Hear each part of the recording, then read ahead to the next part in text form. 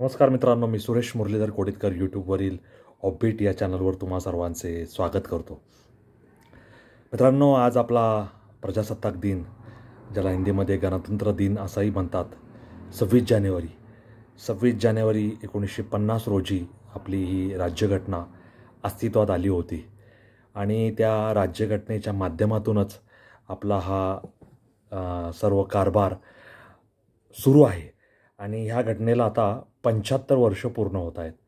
75 वर्ष म्हणजे हे घटना लागू झाल्याचं अमृत महोत्सवी वर्ष आहे असं म्हटलं तरी काही हरकत नाही. आता घटना लागू झाल्याच्या या निमित्ताने आपण थोडा आढावा घ्यायला हवा.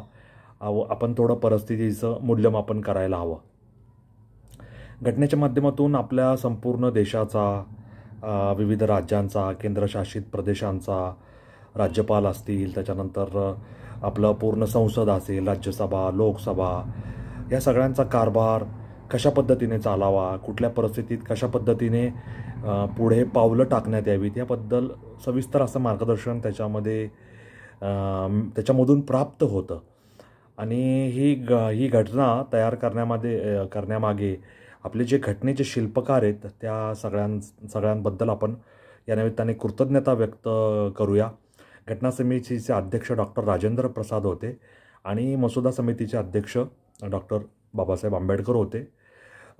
त्यांनी दिवस रात्र एक करून हे घटनेचा मसुदा तयार करून सादर केला होता आणि बाकीच्या लोकांचं त्यांना सहाय्य लाभलं या कामी. आणि हे घटनेच्या माध्यमातून घटना आपल्याला विविध अधिकार प्रदान करते. समता असेल, न्याय असेल, समानता असेल, तसंच न्याय मागण्याचा अधिकार असेल. त्याच्यानंतर आपल्याला विविध स्वातंत्र्य प्रदान करते. मग ते अभिव्यक्ती स्वातंत्र्य असेल, संचार स्वातंत्र्य असेल, निवासाचं, नोकरीचं, फिरण्याचं स्वातंत्र्य असेल, असे विविध प्रकारचे स्वातंत्र्य बहाल करते. आपल्या नागरिक म्हणून असण्याला मान्यता देते. त्याचबरोबर अनेक कर्तव्यांची सुद्धा आपल्याकडून अपेक्षा करते की आपण एक जबाबदार नागरिक म्हणून, एक सुजाण नागरिक म्हणून देशाबद्दल, या देशातल्या वास्तूंबद्दल, पुरातन आपला जो वारसा आहे त्याच्याबद्दल, प्रथा, परंपरा, संस्कृती, भाषा, या सगळ्यांबद्दल अभिमान बाळगू, त्याची काळजी घेऊ. आपल्या प्रतिज्ञेमध्ये ह्या सगळ्या गोष्टींचा उद्घोष आहे, जयघोष आहे. आणि त्याच्यामध्ये अशी पण काही डायरेक्टिव्ह प्रिन्सिपल असं ज्याला म्हणतात, मार्गदर्शक तत्त्व, त्याच्यामध्ये अनेक गोष्टींचा उल्लेख केला आहे. त्याच्यामध्ये ह्याचा पण उल्लेख आहे, समान नागरिक कायद्याचा उल्लेख आहे. विविध ठिकाणी भारतीय नागरिकांचं वर्तन कसं असावं, त्यांनी कसं वागावं, आदर्श जीवन पद्धतीबद्दल सांगितलेलं आहे. त्याच्यानंतर गायीचं जतन करावं, गोमातेचा सांभाळ करावा. अशा पद्धतीच्या विविध त्याच्यामध्ये आपण मार्गदर्शक तत्वांमध्ये भारतीयांकडून काय अपेक्षा आहेत याबद्दल त्याच्यात नमूद करण्यात आलेलं आहे. आज भलेही आपण त्याच्यावर काम केलं असेल, नसेल केलं, घटना दुरुस्तीच्या माध्यमातून आपण अनेक गोष्टी त्याच्यामध्ये ज्या पूर्वी नव्हत्या त्या समाविष्ट केलेल्या आहेत, परंतु ह्याच्यामुळे घटनेच्या मूळ तत्वाला बाधा पोचलेली नाही. घटनेची जी चौकट आहे ती तशीच अबाधित राहिलेली आहे, हे आपण या निमित्ताने लक्षात घ्यायला हवं.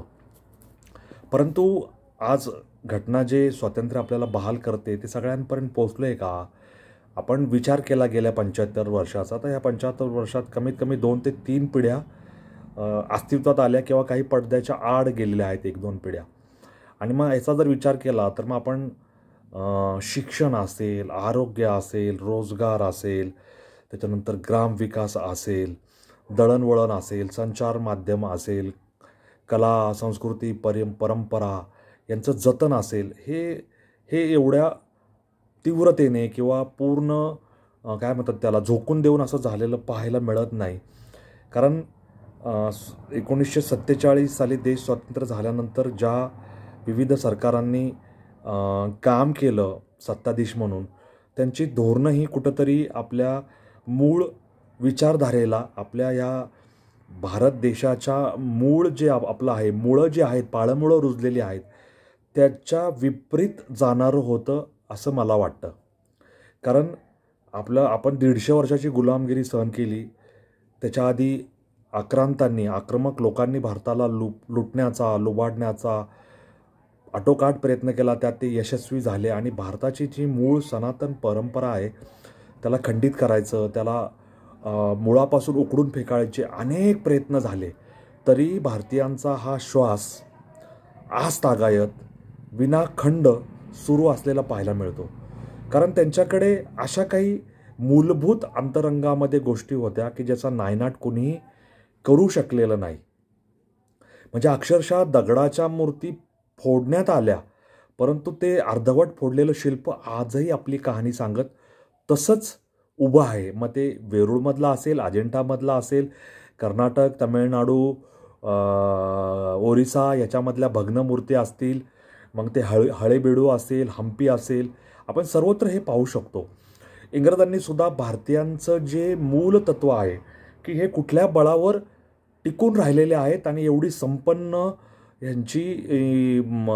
संपन्न असा यांच्याकडे वारसा आहे, आणि हा वारसा नष्ट करायचा असेल तर यांची जीवन पद्धती, शिक्षण पद्धती बदलावी लागेल.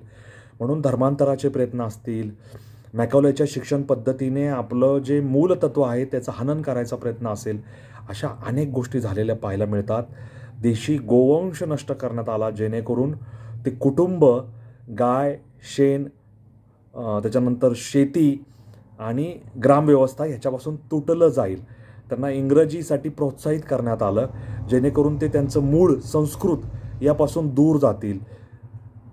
त्याच्यानंतर आपले वेद असतील, पुराणं असतील, उपनिषद असतील, त्यांच्यापासून तोडून त्यांना इंग्रजी शिक्षणाकडे घेऊन जाण्याचा इंग्रजांचा प्रयत्न आणि त्यालाच पुढे चाल देऊन 1947 ते 2025 पर्यंत राबवण्याचा प्रयत्न हा एक सुनियोजित अशा धारणेचा आणि धोरणाचा भाग आहे असं मला वाटतं.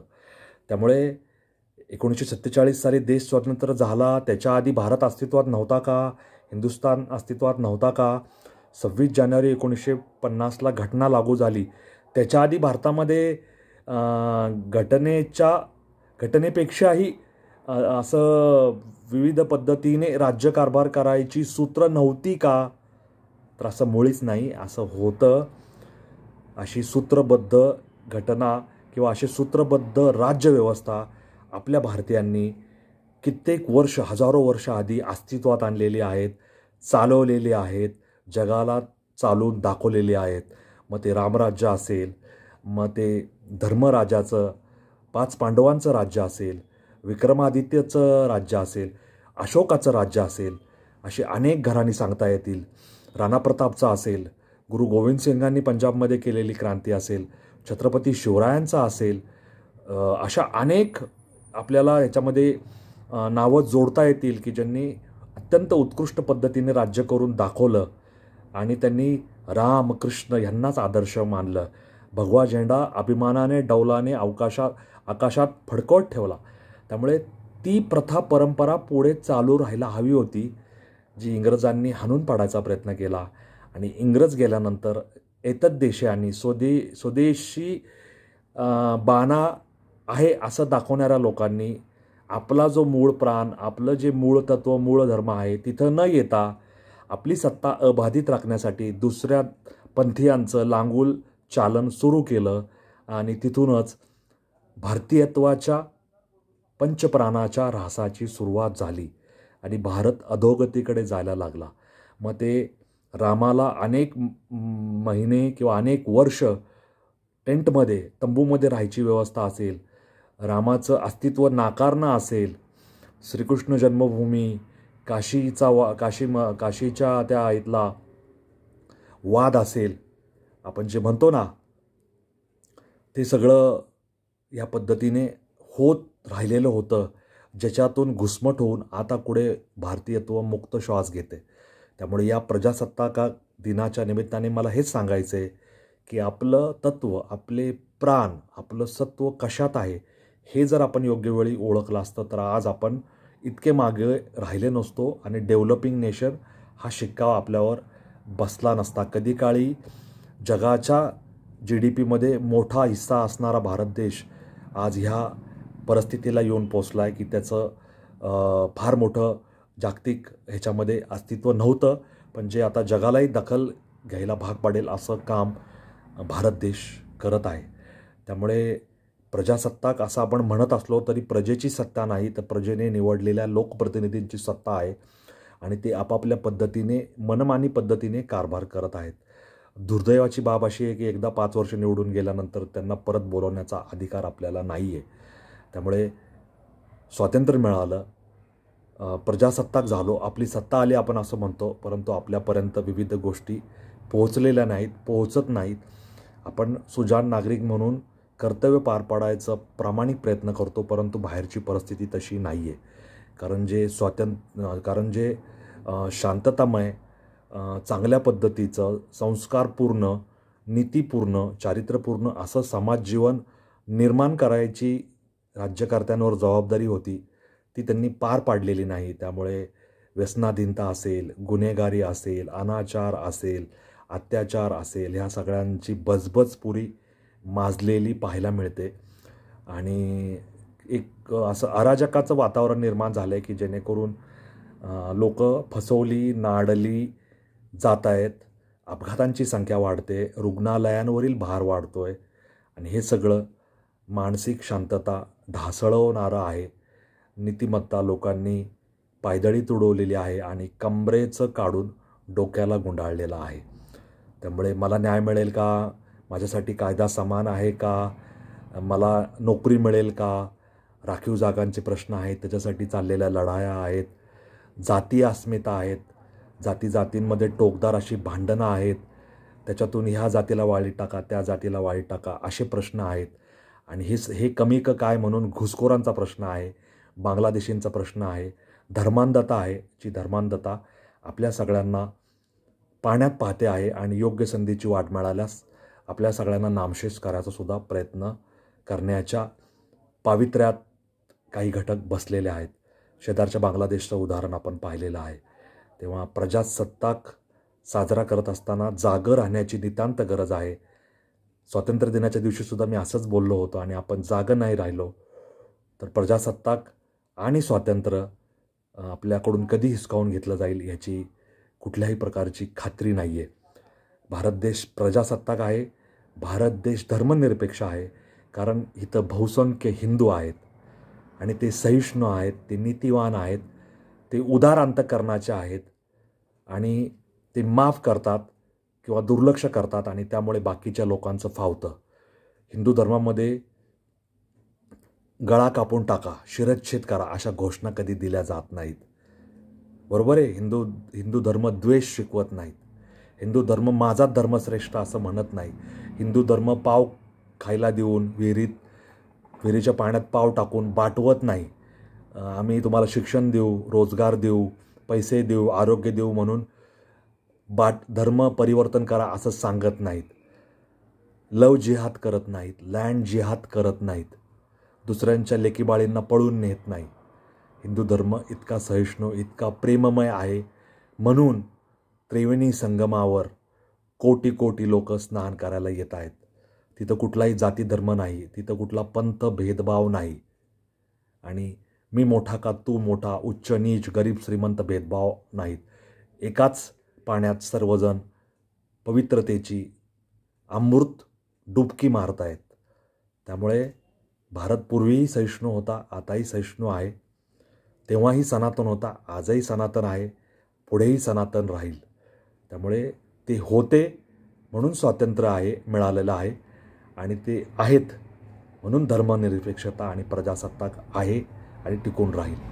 तेव्हा त्यांच्या मजबूत खांद्यावर आपलं स्वातंत्र्य आणि प्रजासत्ताक पेललं गेलेलं आहे हे या निमित्ताने समजून घ्यायला हवं. धन्यवाद. या नोटवर तुम्हा सर्वांची रजा घेतो.